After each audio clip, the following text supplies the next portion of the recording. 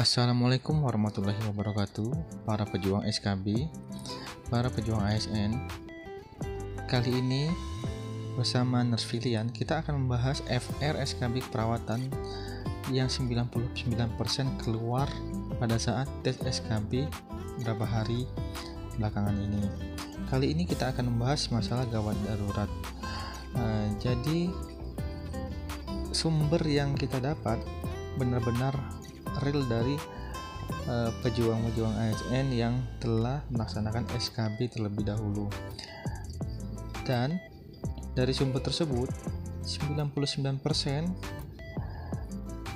jenis soalnya hampir sama atau mirip-mirip. Jadi kita akan mencoba membantu untuk saling berbagi agar nantinya bisa menjadi bekal bagi teman-teman yang belum ujian dan bisa mempersiapkan diri yang lebih baik lagi. Baiklah, kita bahas untuk masalah soal yang pertama. Ketika dalam perjalanan, perawat melihat kejadian kecelakaan lalu lintas mengakibatkan korban tak sadarkan diri dan tergeletak di tengah jalan. Perawat telah mengecek kesadaran dan menelpon RS meminta bantuan.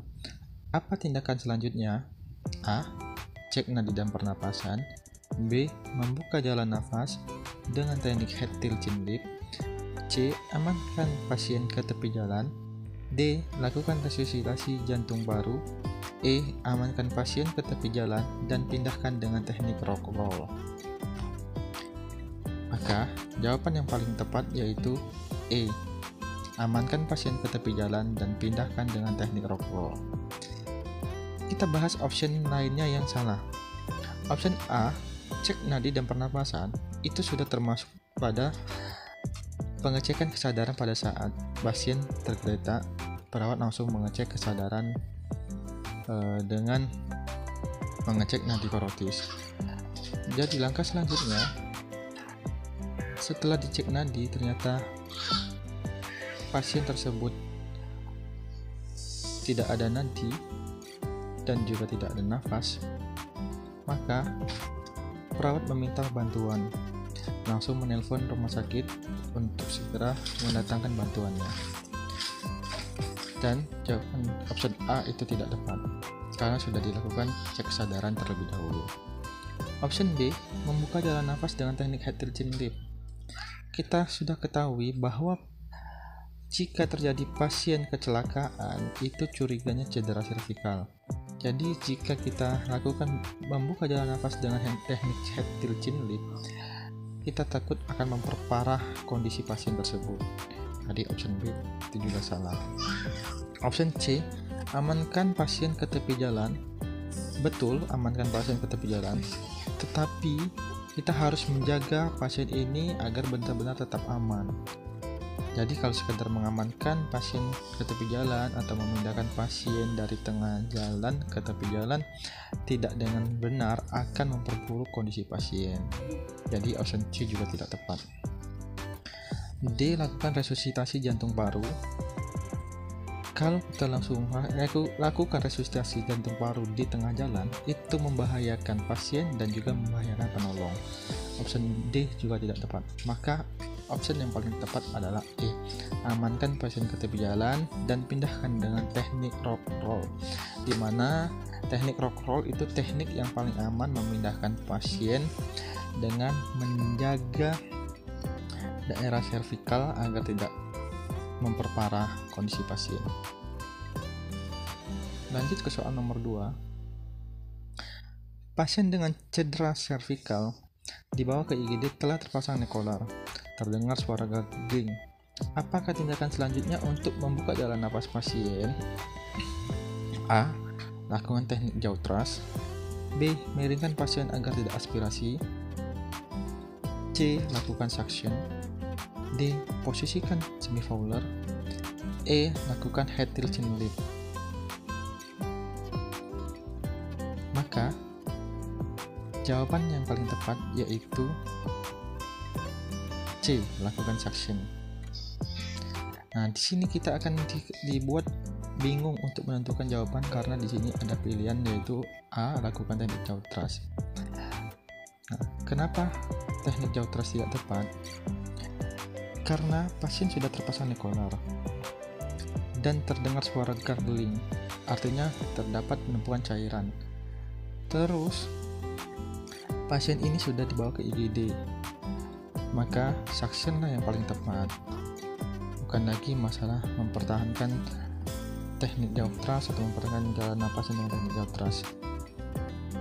Terus option B, miringkan pasien agar tidak aspirasi, itu tidak tepat. Terus selanjutnya juga D, posisikan semivolar, juga tidak tepat. E juga tidak tepat, lakukan head tilt, itu juga tidak tepat. Yang paling tepat yaitu C, lakukan suction. Selanjutnya kita ke soal nomor 3.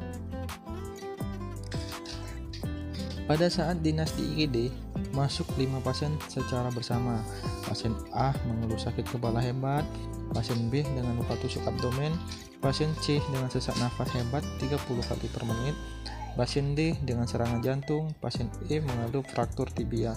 Manakah pasien yang jadi prioritas utama? Apakah pasien A, B, C, D, atau E? Jawaban yang paling tepat yaitu option D, pasien dengan serangan jantung. Mari kita bahas satu-satu.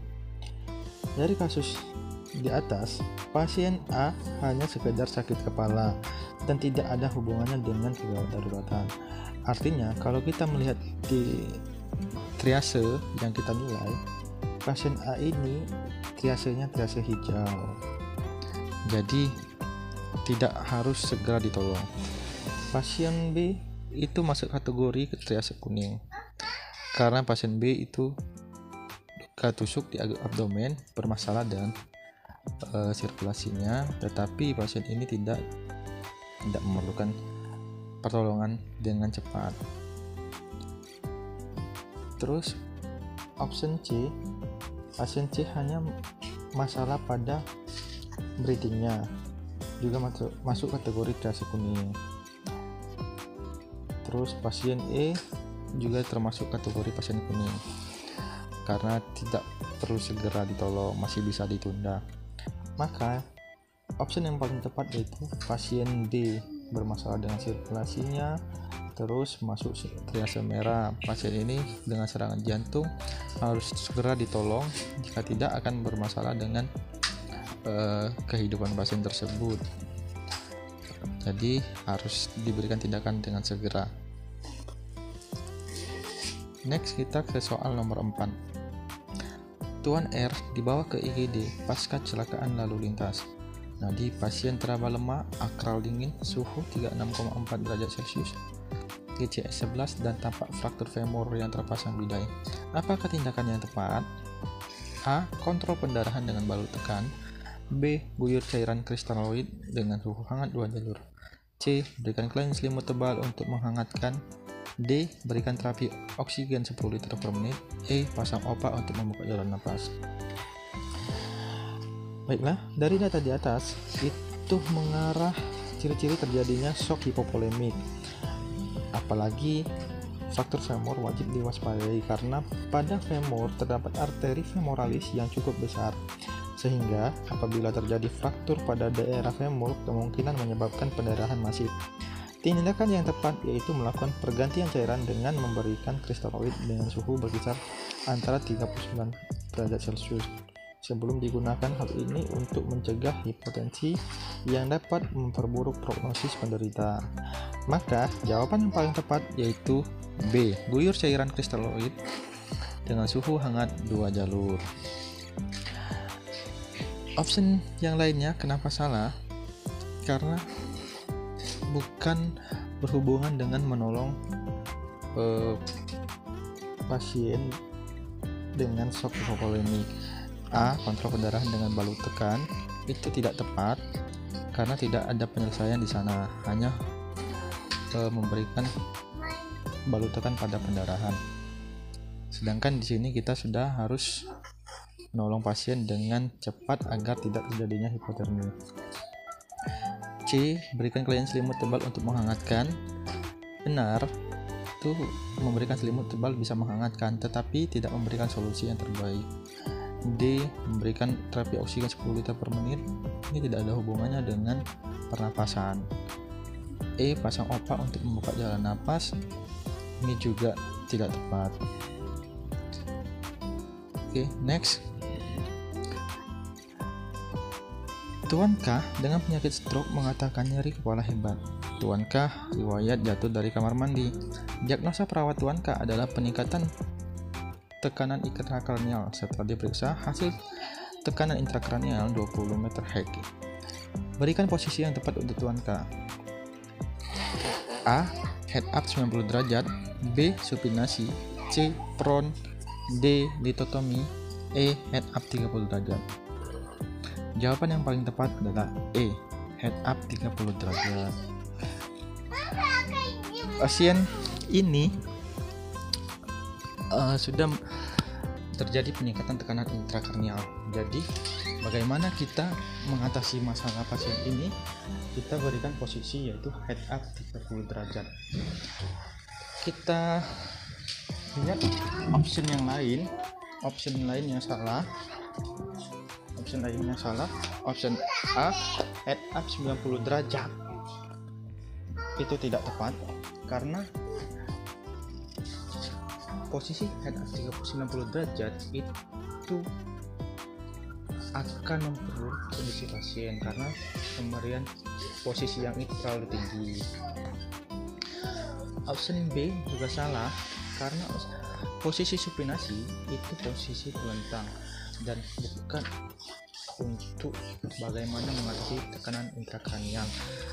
Biasanya posisi supinasi ini untuk dilakukan pengkajian pasien. Pilihan C, prone juga salah. D, posisi litotomi juga tidak tepat karena biasanya litotomi ini untuk pasien yang akan melahirkan. Maka option E lah yang paling tepat, head up 30 derajat. Rasionalnya, salah satu penata laksana penurunan tekanan intrakranial adalah dengan memberikan posisi elevasi 15 sampai 30 derajat untuk meningkatkan vena drainase dari cerebral ke jantung. Maka jawaban yang paling tepat adalah E. Sekian dulu pembahasan dari kita hari ini. Semoga bermanfaat. Dan jangan lupa like, share, and comment. Apabila ingin sharing boleh tinggal ketik di komen untuk membahas permasalahan yang ada. Baiklah, sekian dari saya. Assalamualaikum warahmatullahi wabarakatuh.